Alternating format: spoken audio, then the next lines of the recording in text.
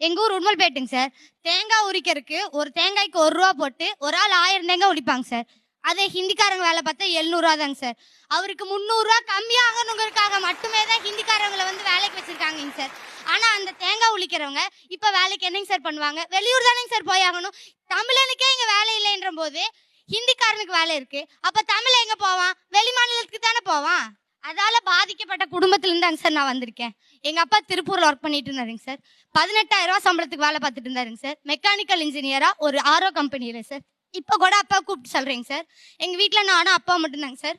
இப்ப போய் அப்பா வேலை பார்த்தாருன்னா 9,000 சம்பளம் சார். நான் காலேஜ் படிக்கிறேங்க சார். எப்படிங்க சார் அந்த 9,000 பத்தும்?